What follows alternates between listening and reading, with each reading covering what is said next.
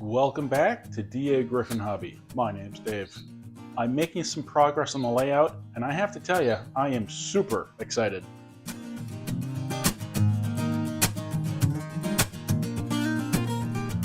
I don't think there's any spot on the layout that I have struggled more with deciding what to do with the space than the back corner. And I had numerous ideas. All of them felt like compromises. I didn't know what was important that I needed to include and what was not as important that I could do without. I've added a decent amount of new foam. I've removed some foam that was there, and I've started building up. Whether or not it's the right thing to do or the best thing to do, I don't really care. I decided it was time to just move forward and see where it went. So that's what I'm doing. So it's definitely a mess at the moment, but that's what progress looks like. One of the things I did was scalp this mountain. Took the top right off. But I got it removed without damaging anything. That's a good thing in case I decide I did the wrong thing. I can always put that back together. I don't plan to though. Might not be clear what I'm doing, but let's take a closer look on the other side. This is the corner where I was not sure what to do and then decided to just build it straight up and put some storage in there and then go up further. I had added another layer, but realized I did it the wrong height, so I removed that and we'll have to work on that again.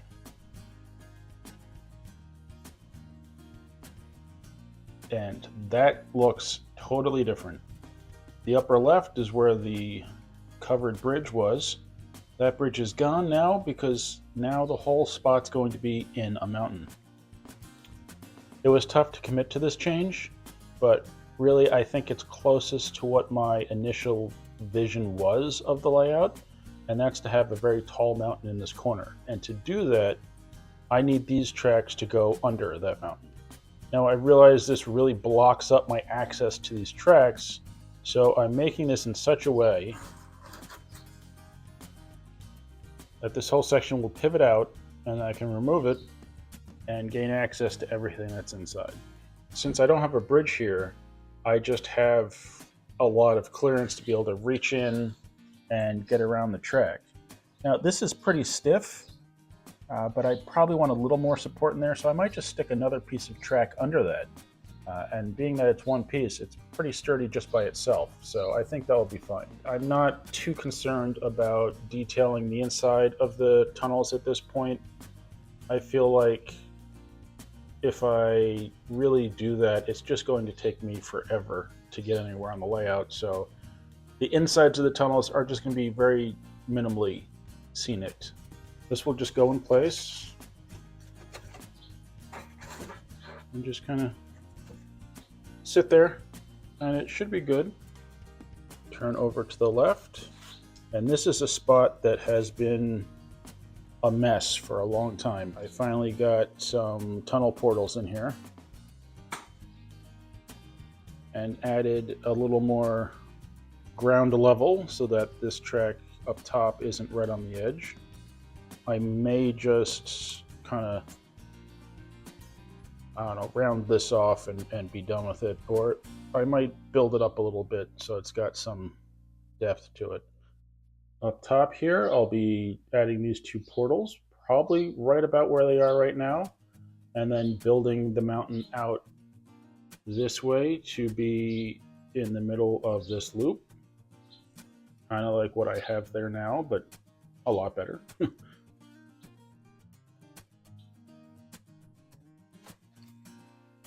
And then this whole section, roughly what's in the frame, will be under the mountain. One of the main things that I'm concerned about with tunnels is access to it. So with this section here,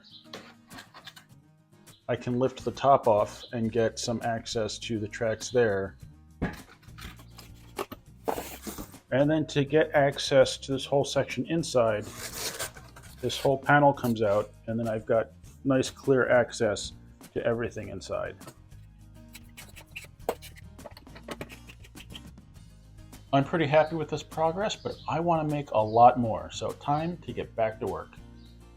All right, I just wanted to show you this real quick. This is one of the pieces of foam that I removed after prying it off. You can see the silicone caulk on the bottom.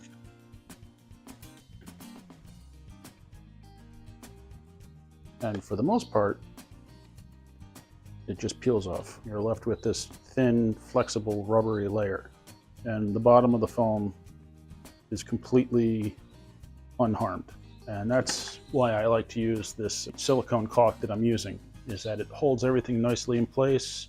It allows for some movement, but also rigidity. And then if you want to take something apart, a little bit of prying, a little bit of force, and then you can completely remove the caulk and reuse the pieces if you want to.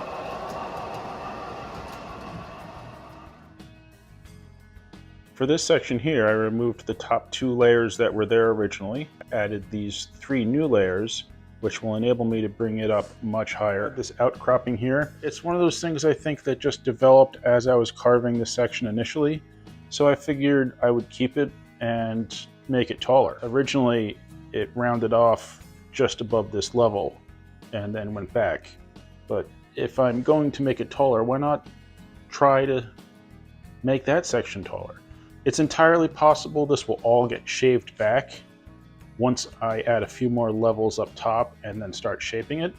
But for the moment, I don't know, it kind of makes me laugh and it's a little strange, but you know, it might end up being very interesting.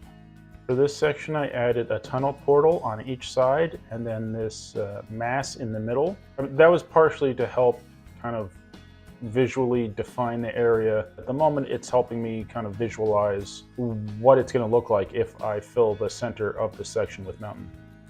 That's also why I put this foam standing here in the middle, just to break up the view of it and help visualize what a mountain might look like in the area. Now, I'm most likely, almost definitely not going to do this, but since I put those pieces of foam standing up there to block the view from the other side, I had the idea of making this 2 completely different scenes. On the other side, where we just were, would be mountain, and on this side could be a city. There's no reason I can't split this whole section right in half and do a different scene on each side. I just don't think I'll do it, because I want to build this mountain up and just have it be ridiculously big. So it's the sort of thing we're gonna have to wait and see what happens. It would kind of be fun to stick a whole Plasticville town back here on this side that you wouldn't see unless you came over here. I think that'd be a lot of fun. But like I said, I'm most likely not going to do that. Now, I do have to say that this spot here, which has kind of been ignored for a long time, is becoming one of my favorite spots. Seeing the train pop out of the tunnel and right back in, it's doing something for me. It's very interesting. I enjoy watching the train come through here. Maybe because it's new, or maybe because I just really actually do like it. When I get a chance to carve this, I'll just continue the contours up from this piece, so hopefully it will look like one big piece. So I'm really very excited about this progress, mainly because I've been kind of stagnating in this whole side here, not knowing what to do for so long. I'm just psyched to have a plan over here. And even if it's not, you know, a fully formed plan, it's a direction for me to go, and I'm really enjoying working on it. I hope you enjoyed the video. Thank you very much for watching. Please remember to like, comment, subscribe, and I'll see you next time on Dagryffyn Hobby.